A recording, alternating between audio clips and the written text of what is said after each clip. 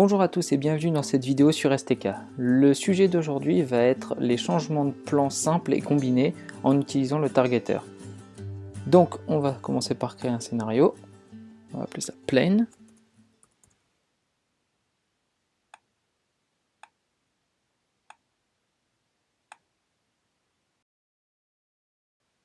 Bon, on va insérer un satellite, hop, par défaut. Voilà, donc on vient sur un satellite, clic droit à propriété. Dans Basic Orbit, on vient choisir Astrogator.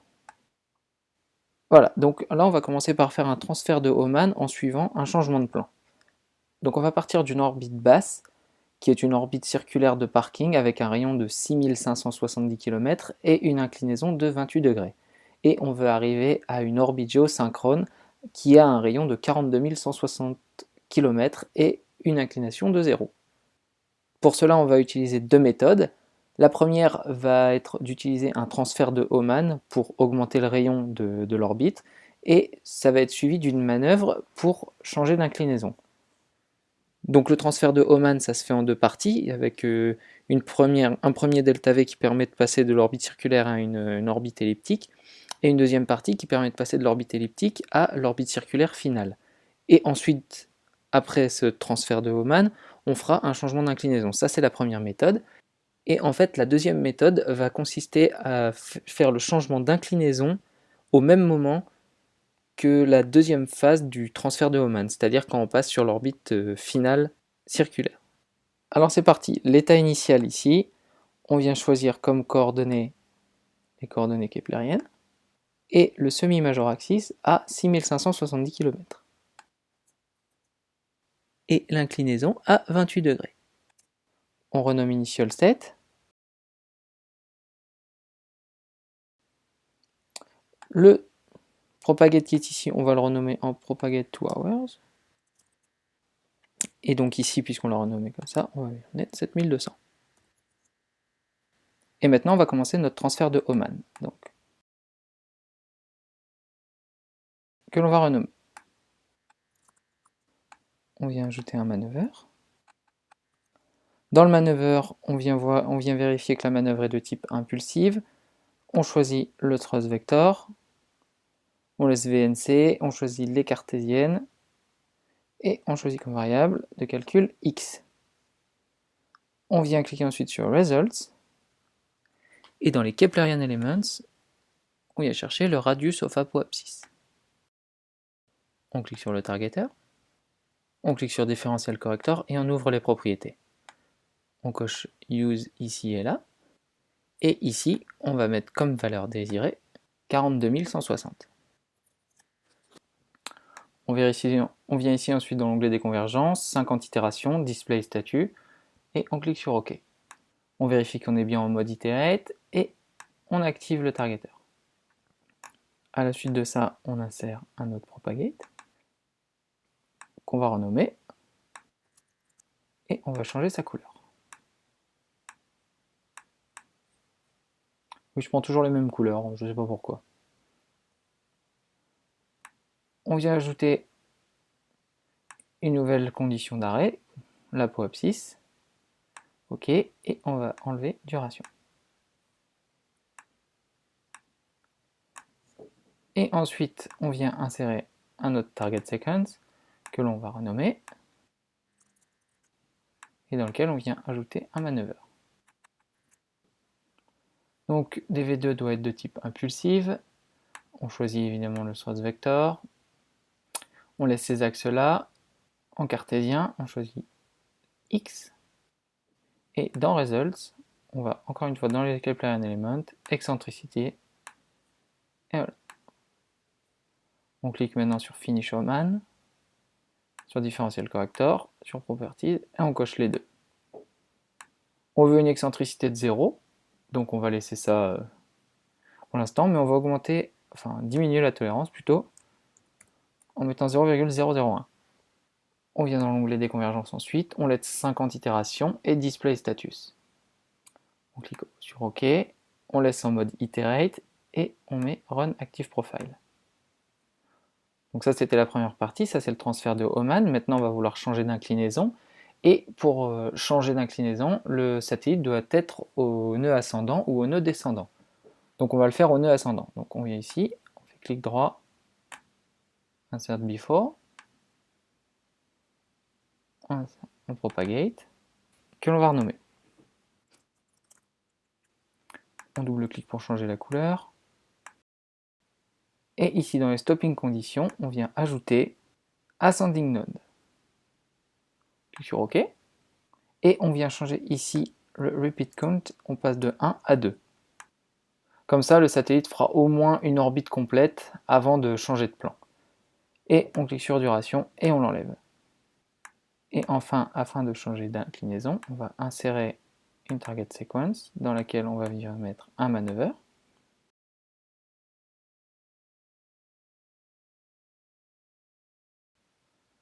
Dans DV3, on vérifie que c'est bien de type impulsif, thrust vector, toujours en cartésien ces axes-là, et on choisit une fois de plus le X, et on choisit également le Y. On va cliquer sur Results, et dans les Keplerian Elements, on va choisir l'inclinaison et l'excentricité.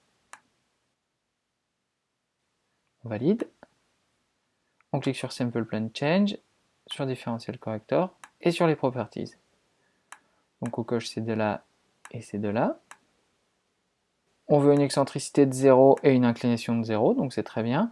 Et pour l'excentricité, on va diminuer la tolérance à 0,001. Donc dans les convergences, on laisse 50 display statut et on clique sur OK. On laisse en mode iterate et on active en cliquant Run Active Profiles. Et enfin, après ça, ici, Insert Before, on vient insérer un Propagate. On change la couleur et on change la valeur de trip. Et enfin, on vient lancer le MCS. Bon, là en bas, on voit que nos 3 target sequences ont convergé. On vient regarder le résultat dans la fenêtre 3D.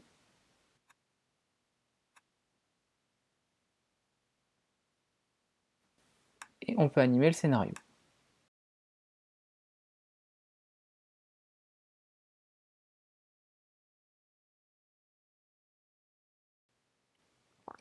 Bon, on met le scénario en pause. Et on revient sur la page des propriétés du satellite. Pour chacun des target sequences, on va cliquer dessus et Apply Changes. Et on va noter les valeurs de DV1, DV2 et DV3.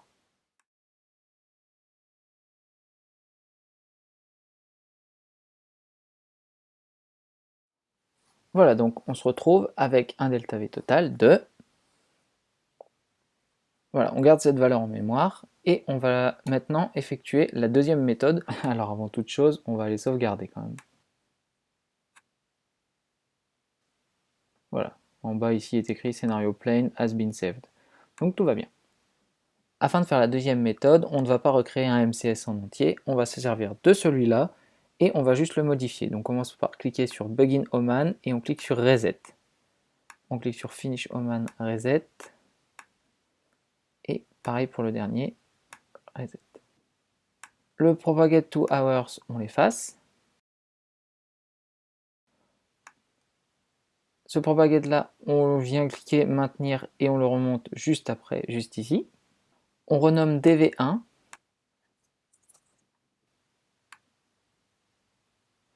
On clique sur Finish Oman et on vient l'effacer. Et enfin, on va renommer celui-là et celui-là. On va tout de même vérifier qu'on n'a pas fait de bêtises, donc on clique sur Simple DV, Results, le rayon de l'apogée, c'est très bien, OK. Et X est toujours coché. On clique sur Begin Oman et sur Properties. Donc les deux variables sont toujours les mêmes et sont toujours cochées. La valeur désirée est toujours la même, donc ça n'a pas changé. On clique sur Combine DV. Dans les results, on veut toujours l'inclinaison et l'excentricité, donc c'est bon. On clique sur Combine et Change, sur Propriété. Tout est toujours coché et les valeurs n'ont pas changé. Si on clique sur inclinaison et sur excentricité, bon, rien n'a changé. Par contre ici, on va changer quelque chose, on va aller dans convergence et au lieu de mettre 50, on va mettre 100 et on va laisser cocher display status. Clique sur OK. On va venir cliquer ici, voilà, pour effacer, et on va lancer de nouveau, et on voit que ça a convergé pour les deux. Donc on vient regarder les résultats dans la fenêtre 3D. On vient cliquer sur la fenêtre, sur la flèche rouge ici pour relancer le scénario au début, et on anime le scénario.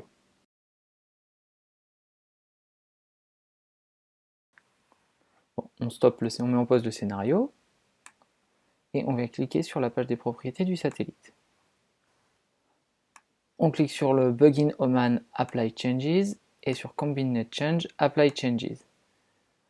On regarde ici quelle valeur on a pour le premier delta V, et pour le Combined delta V, combien on a. Donc pour cette deuxième méthode, le delta V total est 2. On vient d'observer deux méthodes pour changer de plan, une avec un transfert de Oman et ensuite un changement de plan, et la deuxième en combinant le transfert de Oman et le changement de plan. Et on a donc pu constater que la seconde méthode était moins chère en delta V consommé. Si vous voulez comprendre pourquoi le delta V consommé est inférieur lors de la deuxième méthode, il suffit de vous rendre dans l'aide de STK, de chercher le tutoriel qui s'appelle donc Plane Changes, et vous cliquez sur Technical Notes, et là vous aurez toute une explication scientifique, mais en anglais. Voilà, c'est la fin de cette vidéo, et je vous retrouve bientôt pour d'autres vidéos sur l'utilisation d'Astrogator. A bientôt!